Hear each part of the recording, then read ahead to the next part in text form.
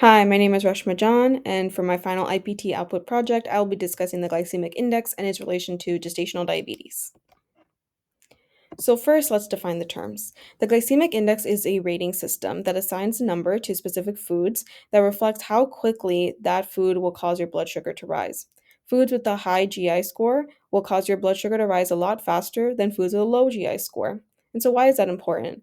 Well, if you're someone who consumes a lot of high GI scored foods over a long period of time, eventually your blood sugar will remain high in your body because it won't be able to compensate for that high blood sugar. And eventually that can lead to diabetes. Now, gestational diabetes is a specific type of diabetes that occurs during pregnancy and typically resolves once a pregnancy is over. But during that time, it can cause a lot of complications for both mom and the baby, which we'll talk about very shortly. Now, here's the glycemic index scale, and as you can see, it has three major categories: low, medium, and high. Now, low is considered a scale less than 55, medium is scored between 56 to 69, and high is anything over 70. And upon first glance, you would probably assume that candies and other junk foods would be on the high end of this scale, and all of your healthy options would be on the low end, but that's not necessarily the case. Every single food group has something that's on the high end of that GI scale that's not recommended for consumption. Now let's look at fruits for example. Watermelon, which everyone enjoys during a summer picnic, actually has a high GI score of 72. Now compare that to white rice in the grain section. White rice has a GI score of 64, which is considered in the medium category.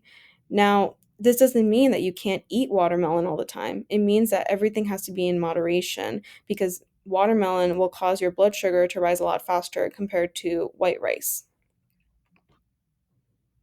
Now, gestational diabetes. Let's talk about the diagnosis. Typically, it's diagnosed between the weeks 24 to 28 of a pregnancy and is part of a standard set of tests. First, the OBGYN will give you what's called a glucose screening test. You'll consume a drink that has 50 grams of glucose, and then an hour later, your blood sugar will be monitored. And so if that blood sugar level is less than 140, you're fine. But if it's above 140, then you have to undergo what's called a glucose tolerance test. Basically, you consume 100 grams of glucose and then they measure your blood sugar levels over the course of 3 hours. And here I have listed what the values will occur at each of those hours should be. Now, if at any point in time they see that your blood sugar levels are higher than what's recommended, it most likely means that you have gestational diabetes and will undergo further testing for confirmation. Now, what are the consequences of gestational diabetes? Like I mentioned before, both mom and baby will suffer. Mom can have high blood pressure during pregnancy called gestational hypertension. She can have preeclampsia, which is a condition where you have high blood pressure, protein in the urine, as well as swelling in your leg and can be dangerous for the baby. And it can also lead to a C-section. For the baby, you can have macrosomia, which is where you weigh more than 4,000 grams, and oftentimes it can lead to what's called shoulder dystocia, which is where the shoulder actually gets stuck in the birth canal and the OBGYN has to physically remove it. Then, in neonatal hypoglycemia, that's a condition where the baby will be born and have low blood sugar. And why does that occur? So, during gestational diabetes, mom is producing so much sugar that baby actually compensates by producing insulin. So, that insulin will help store away that sugar and prevent the baby from having high glucose levels. But what happens is once the baby is delivered and no longer in mom's womb, all of that insulin that it originally had put out has stored away all that glucose, and then they come out having very low blood sugar. You can also have hyperbilirubinemia, which is a condition where you have high bilirubin levels. And like we mentioned before, mom can have a C-section, hence baby will have to undergo surgery at the very moment it's born. Now, due to copyright reasons, I can't play this video here that just explains gestational diabetes, but the link is here and feel free to watch it. Now, the reason I wanted to look into this study is that glycemic index scores have been used to help chronic diabetics manage their eating habits. But can the same be said for gestational diabetics? Let's see.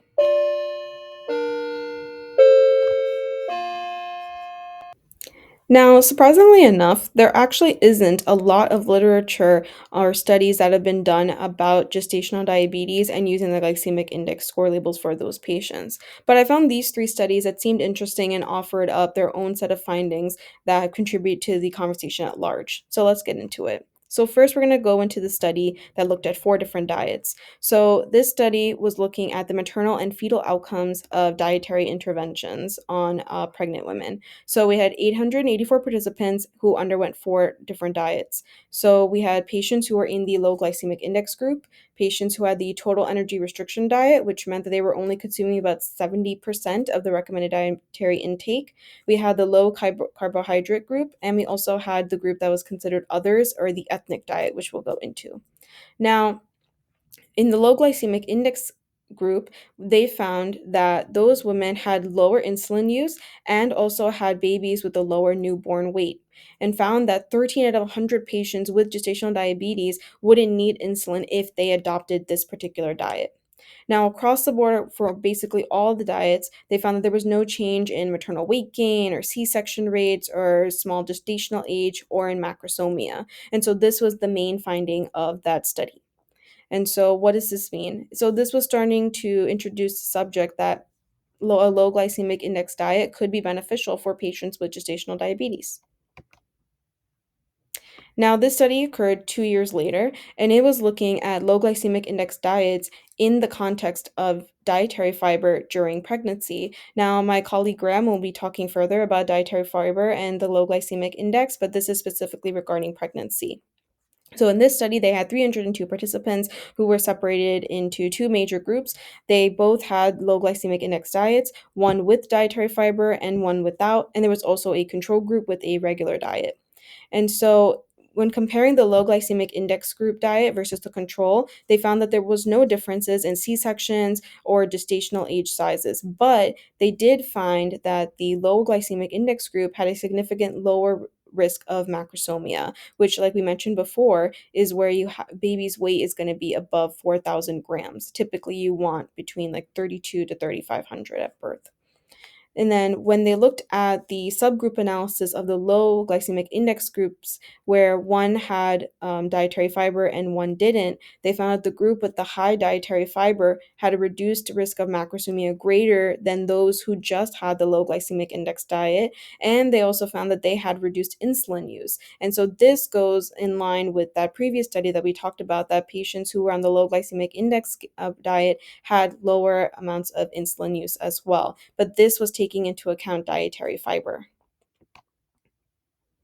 And then this study was interesting because it was actually about bread. So typically we know to avoid white bread. Once you're labeled as a diabetic, your doctor will tell you to avoid everything that's white: white sugar, white bread, white rice. So this study was looking to see the glycemic index response of whole grain sourdough versus white wheat bread, as most people typically do prefer wheat over sourdough. So they had 43 patients who had gestational diabetes and 38 healthy pregnant patients who were both served breakfast at different times. Now, some were served the white wheat bread and some were served sourdough. And then they measured their blood glucose levels, insulin, and C peptide levels. And so between the gestational diabetic group and the healthy patient group, they found that the first hour glucose, insulin, and C peptide levels were all lower in those who were having the sourdough whole grain wheat bread. The second hour, though, was the same across the board. Then, when they looked at the whole wheat groups between the gestational diabetics and the control patients, they found that whole wheat led to 45.5% more insulin secretion and 9.6% more first hour glucose levels compared to those who ate sourdough. So, to take away from this is basically that even though whole wheat bread is better than white and does taste better than sourdough, in the long term, in terms of glycemic index scores, sourdough is more preferred and may be better in terms of management for gestational diabetics. Now, what are the recommendations that we're going to be getting from this? Number one, in pregnancy in general, we should be aiming for a healthy, balanced diet. And so that basically means low in fats and sugars and salt, and high in fruits and vegetables. Number two, now, just because your carbohydrates are being converted into sugars, it doesn't mean that you should be eliminating your carbohydrates from your diet altogether during pregnancy. One recommendation is that instead of cutting it out cold turkey, try to spread out your carbohydrates throughout the day. That way, your blood sugar doesn't fluctuate as quickly. And another option is to also use that glycemic index scale to only pick out lower GI carbohydrates. That way, even though you're getting fluctuations in sugar, they'll be on the lower end compared to picking out higher GI carbohydrate foods. You also want to try to recommend avoiding carbohydrates at breakfast because during pregnancy, carbohydrates can be harder to process at that time, and that can cause a increase in your blood sugar levels at a very early period in the day. What we recommended is to try and eat those foods later in the evening so they have more time to be processed. And some grains here that we're recommending include quinoa and yams, as pictured here in the slide. And then finally, while the glycemic index scale is useful, it should be used as a guide. No one should be solely relying on this simply because it is also open to interpretation. So, case in point, if I was to ask you which of these had a higher glycemic index score, parsnips or white chocolate cake, you would most likely say white chocolate cake. But it actually turns out white chocolate cake has a lower glycemic index score than parsnips. But you never hear anyone telling you to eat lots of white chocolate cake because of that. So don't just take into account the carbohydrates of what you're eating. Make sure to also take into account the fats and sugars as well. Okay, and these are my references. And thank you so much for listening to my presentation. Have a good day.